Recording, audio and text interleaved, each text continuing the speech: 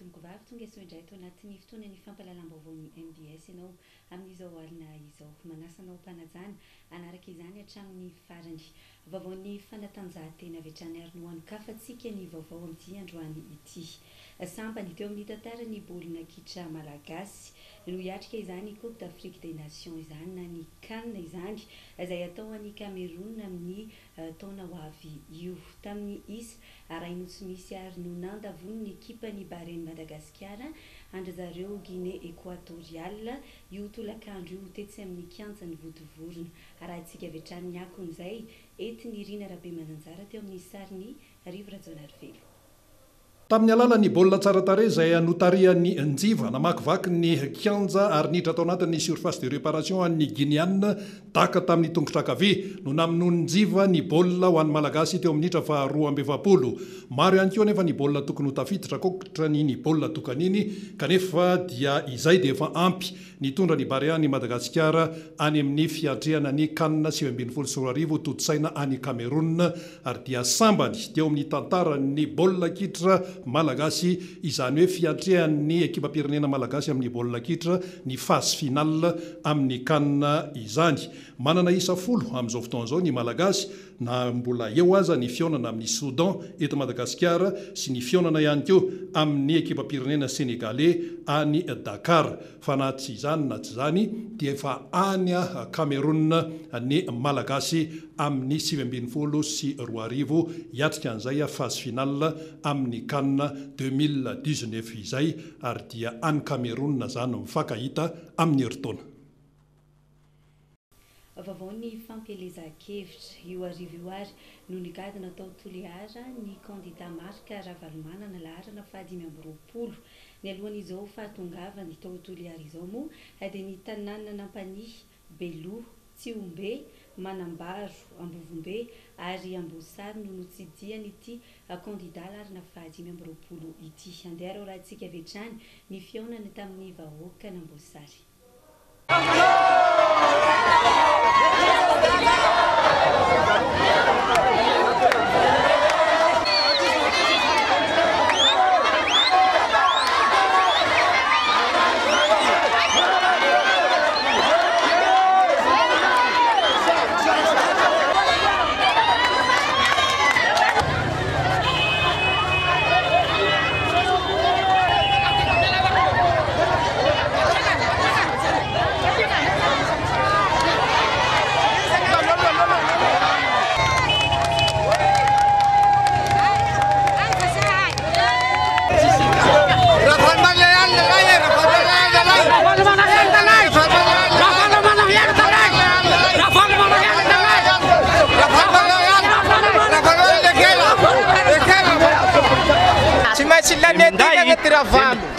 Avereno Marna, Avereno Ravalomanana, Mandresi Tombosary Atsimo, numero 25 anni, Olon'Andriamanitra isika, mandrosony Ambosary. Ambosary lasa Ravalomanana, lasa Ambosary Ravalomanana mba mitondra ty numero 25. Numero 25, Ravalomanana, Ravalomanana, tohizo ny lalana.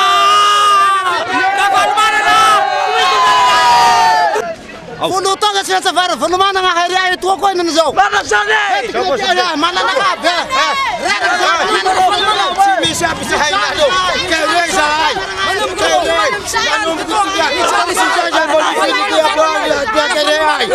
Ny filomahay! Io la fanoana Ravalomanana io! 25! Isara kita Io ti fa misara kitabu honay! Isara kitabu honay! Ravalomanana Zali me bapta 2008. Kulinda Pemsukanandamento Federasia Ambosarea yang kemerolo propaganda. Si Amboyutia jangan Manatatara wali pepasar. Setia yetu lo tilas aku wamatikan lalana.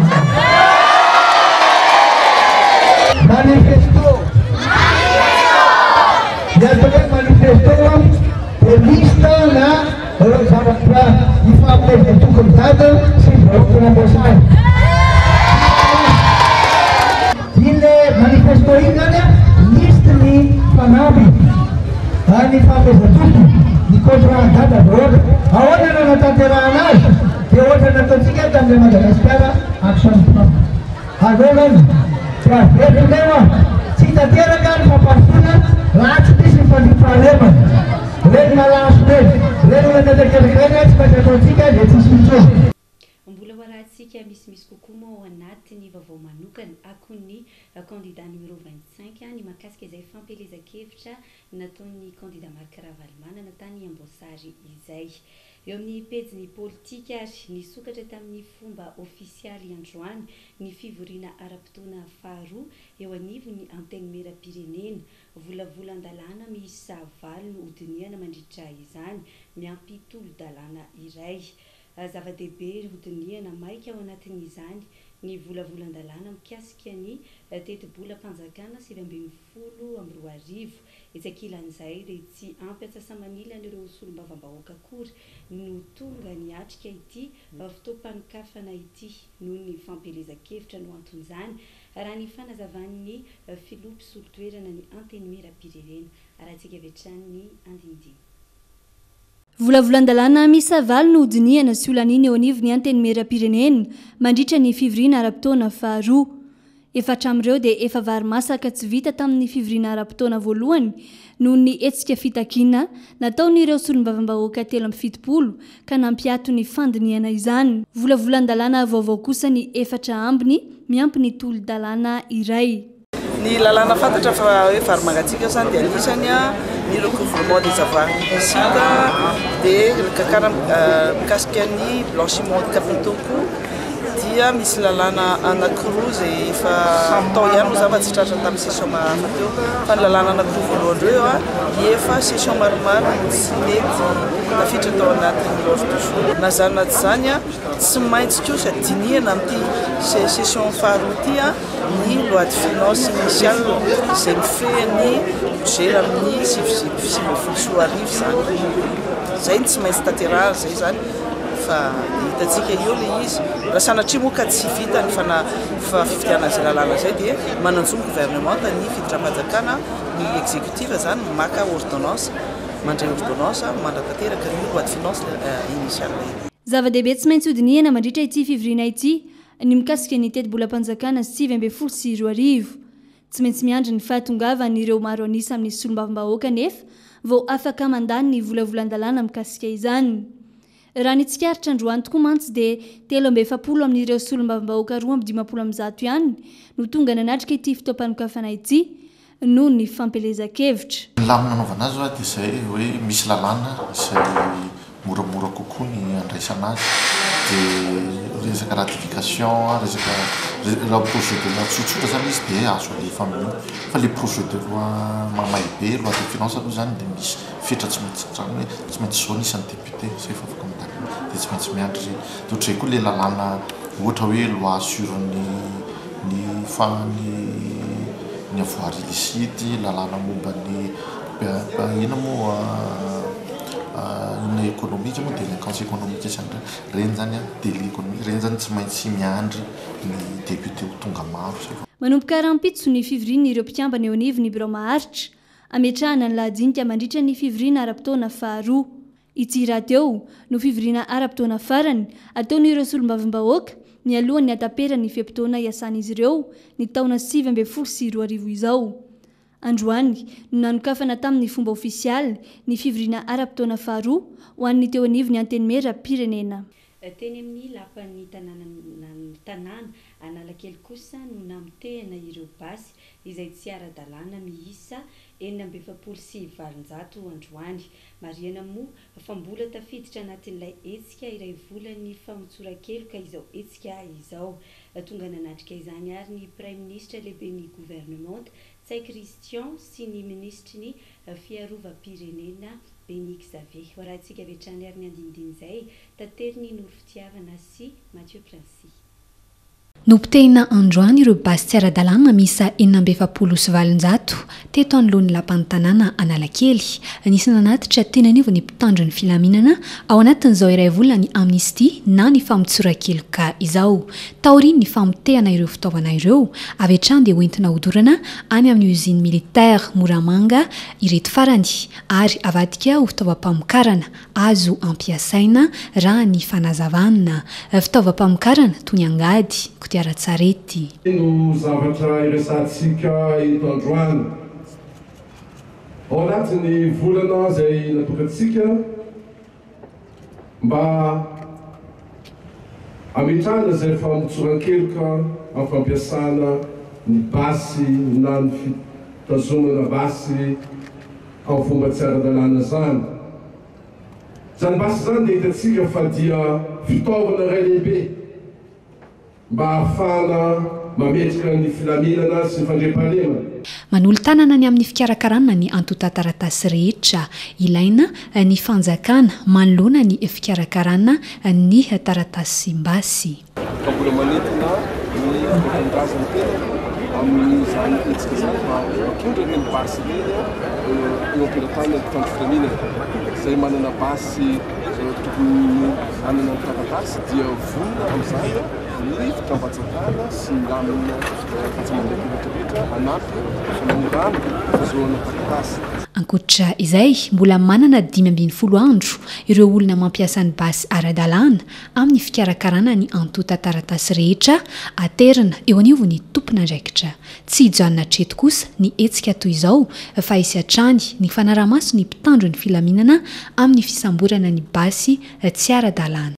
Falafim-baovao hafa kosa indray mahatratra 1.7 tapitrisa ireo olona nona tsy ampy sakafo maneran-tany raha toka ny 5.700 izy ireo no eto Madagasikara araka ny tatitra navoakan'ny sampandraran'ny firenena mikambana misahana ny sakafo sy ny famokarana azy. Nanomboka ny taona 2012 no nahitana fitombony io io ary ireo tatsamonina ty Afrika no tena lasibatra. Misy araka izany ny vino hatramin'ny taona 2012 ananifoanana tanteraka ny anoanana sy ny tsy fanjari-tsakafo maneran-tany. Androany moa no nankalazaina ny andro maneran-tany ho an'ny sakafo tetsy amin'ny foibeny FAO ankiraoatra Edena Iliano mitatitra ny vaovao. Mahery ny 770 ny zaza latsaky ny 5 taona no tratry ny anoanana sy ny tsy fanjari-tsakafo eto Madagasikara. Tamin'ny taon-dasa, mahery ny 2.5 lavitrisa no nijaly no ny tsy fampiny ny otrikaina maneran-tany. Miantraiky amin'ny firenena mahantra sy ny firenena ianjadiany ahitany ny anoanana ary tafiditra ao anatin'izany ireo faritra vitsivitsy eto Madagasikara. Isan'ny mahatonga io anoanana sy tsy fanjari-tsakafo io ny tsy fahaizana mandanjalanja ny vokatra ho lasa sakafo be otrikaina fa ny tena zava-dehibe izay isan'ny mbola sakana mampitarazoka ny tsy fanjari-tsakafo dia ny resaka tsy fandriam-pahalemana. Ny sakana zany dia raha tsy misy ilay atao hoe fandriam-pahalemana fa ilay fandriam-pahalemana io tena puisque miteny kristianina hoe fiadanana pe zany izay antom-pisin'ny firenena mikambana mihitsy. Raha tsy misy io dia tsy hisy ny fifampitokisana. Rehefa tsy misy ny fifampitokisana dia tsy misy ilay firaisan-kina. Firaisan-kina amin'ny fanjakana sy ny vahoaka tokony irahina, firaisan-kina amin'ny vahoaka samy vahoaka tokony irahina mba ahafahana manatratra izay tanjona izay ametraka tontolo manodidina mamparisika isin'ny fanjari-tsakafo. Ho fanafoanana io anoanana sy tsy fanjari-tsakafo io indrindra no antony ametrahany firenena mikambana ny tanjona ho an'ny fampandrosoana lova-injafy izay hotratrarina hatramin'ny taona 2012. Tsy maintsy hovaina ny endriky ny firafitra ara-sakafo mba ahafahan'ny olona mihinana sakafo manjary ara-pahasalamana ary indrindra mahavelona. Mila vahana ihany koa ny olana ara-pahatavezana ho an'ny tsirairay izay isan'ny miteraka vesatra ara-toekarena sy sosialy. Paikady maro no ampiarina ahafahana manatratra izany. Dia tanina hoe reto ny zavatra tokony ataon'ny governemanta, reto ny tokony ataon'ny sehatra tsy miankina, reto ny tokony ataon'ny tsirairay, reto ny tokony ataon'ny privé sy ny ONG sy ny organisation société civile. Dia samy manana ny anjara ndraiky ny daholo. fa raha ohatra fitinina dia hoe fanjakana zany mitsinjony olona mare sy ametraka tontolo manodidina mamparisika sy anakarana an'izay fanjarian-tsakafo zay. No marian'andro any ny andro maneran-tany ho an'ny sakafo tamin'ny ity taona 2024 ity, izay nampisalorana ny loha hevitra hoe andao hitsinjo ny ho avy, sady fankalazana ihany koa ny 17 taona ny orena ny tahiry iraisam-pirenena momba ny fambolena sy ny sakafo na ny FAO, izay niforona ny 10 Oktobra 1977 tao Quebec, Canada. Vaovao mahakasika ny toetry ny andro kosa indray dia saika nahitana avandra ny faritra maromaro teto Antananarivo sy ny manodidina. Omaly zany vokatry ny rotsakorana, isan'izany teny amin'ny faritra Itao sy Andorany fotsy iny. Vokatry izany ary dia nahitana fahampitehana ny fambolena atao amin'ny distrika Natsimon-drano. Rahantsika ary ny fanazavana nentin'ireo teo anivon'ny sampana mpamantatra ny toetr'andro eo amin'ny fandraisam-peon'ny Noro-Fitiavana sy Mathieu Prancy. Tranga nanaitra ny mponina teto Antananarivo renivohitra Omaly ny fisiny avandra vaventy mahinika ny faritra maromaro teto andrenivohitra. Nahita faisana tao anatin'izany ny fambolena tao amin'ny distrika Natsimon-drano. Raha ny fanazavana nentin'ny sampana mpamantatra ny mety toetry ny andro. Efa tafiditra ao anatin'ny vanim-potoana manelanelana ny fahavaratra sy ny lohataona isika izao. Antony nahatonga iny toetry ny andro Omaly iny. Dia ny niveau de prévisibilité ny avandra maximum à la limite zany 12 heures avant ny moritsany avandra. Dia raha hoe jugement tsotsotra zany zao no mety hotoy ny aloha dia raha ny analyse ilay farany teo zao dia mbola favorable noho ny Omaly kokoa zany ny atmosphère antsika ho an'ny androany. Zany hoe tsy dia tena miteny zay 100% hoe mety mbola hisy avandra ho an'ny androany fa mbola mipetraka zany ny critère mety hisy ny avandra ho an'ny androany à la limite ho an'ny rapitso. Au-delà an'izay dia efa miaratsiratsy indray les ingrédients efitsan'ilay avandra dia tsy dia favorable firy. Tsara ny manamarika fa efa minitra tsikelikely ao anatin'ny fotoan'ny fahavaratra isika izao. Manoloana izany, samy efa mivonona ara-pitaovana hiatrehana ny fahavaratra ny tsirairay, indrindra ireo tompon'andraikitra isan'isany toy ny BNGRC, ny sampana mpamonjy voina eo anivon'ny commune Antananarivo renivohitra. En fait ny rotsakorana aloha any Antananarivo valable foana ny prévision-nay aloha nanomboka ny Omaly latsinainy lahady akory lahady latsinainy hatrany amin'ny lakamisy. Zoma mbola possible fa plutôt efa manomboka miakatra mahazo ny akazobe mianavaratra zany ny rotsakorana ny tena favorable. Dia any amin'ny fin de semaine indray ny Grand Sud indray miandry oram-baratra matanjaka à partir ny lakamisy makany amin'ny farany herinandro. Ankoatra izay, ny tapatapaky ny volana Desambra izao no tena isy ny rotsakorana be indrindra eto Madagasikara, ary tsy farana raha tsy ny volana Martsa 2024 raha ny fantatra androany. Vaovao-ny finoana tontosa tamin'ny sabotsy lasa teo tetsy amin'ny foibe fiofanana kristianina fofikiri ankadikely ny fanokanana ireo mpiandry miisa 520 mianadahy avy amin'ny synode apartany arivo avaratrano. Fanokanana izay nomariana tamin'ny alalan'ny fanompoam-pivavahana. Ariana Rabe Mananjara. Vavolombelona mazava, izany no anarana ny saloran'ireo mpiandry 520 izay notokanana ny sabotsy teo nivon'ny synode apartany arivo avaratrano tetsy amin'ny fofikiri ankadikely ilafy. Nisongadina nandritra ity fotoana ity ny tokony anadonoina ny lasa izay mety nanjakan'ny ratry. Akoatran'ireo kristianina marobe dia niatrika izany fotoana izany ihany koa ny foibe FJKM ny avy amin'ny synode apartany arivo avaratrano, ny fifoazana foibe, ny fifoazana synode apartany arivo avaratrano. No amafisina fa fahasoavana miampy fahasoavana ny an'ny fiangonan'i Jesosy Kristy eto Madagasikara satria eo ihany koa ny jobily fa 50 taona ny FJKM sy ny 400 taona natongavan'ny misiona LMS teto amintsika ka ibanjinana ny fotoam-pamaranana amin'ny alahady izao etsy amin'ny kianjan'ny Mahamasina amin'ny alalan'ny fanompoam-pivavahana lehibe, eo ihany koa ny fitokanana ny tsangam-bato toeram-pamanana mpitandrina eny Ivato ny Asabotsy. Fa akoatran'ny izay dia iparitaka amin'ireo fitandremana ny avy ireto mpiandry notokanana teto amin'ny fofikiri ankadikely lafy ireto.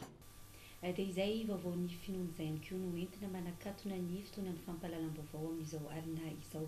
Ankasitrana tombokilasy tomboko vavy ny fanarahanao izany hatramin'ny farany dia manome fotoananao amin'ny raha-pitsy toy izao indray ny tenako veloma tompoko.